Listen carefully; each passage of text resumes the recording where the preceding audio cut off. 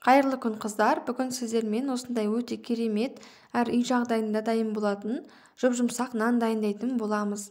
Ең алдымен таза ыдысымызға жылы су құямыз, оған жылы сүт қосып жақсылап араластырып аламыз.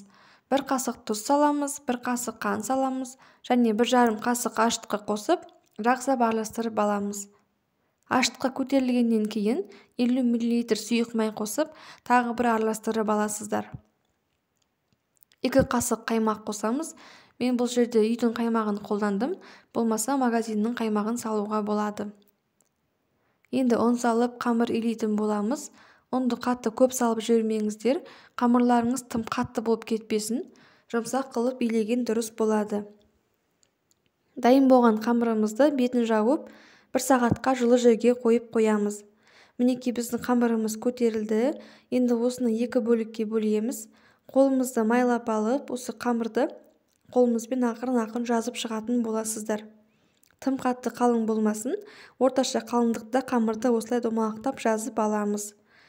Бөлек ыдысқа жұмыртқаның сарысына 1 қасық сүт қосып жақсылап араластырып аламыз.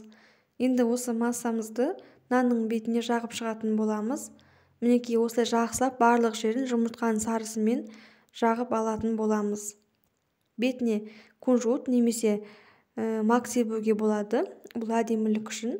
Және мен осылай нанды бөліктерге бөліп алдым қолдың көмегімен. Енді осыны духовкада 160 градуста 30 минутта пісіріп алатын боламыз. Мінекей біздің нанымыз пісті. Дәмі өте керемет болып шығады қыздар. Жасап көріңіздер. Жұп-жұмсақ болып шығады. Ыстық бетінде жесеңіздер өте керемет дәмі. Менің каналым ұнап жатса, тіркеліп, лайк, комментарий қалдырып отырыңыздар. Алда тағы рецепттермен бөлісетін боламын. Ас болсын.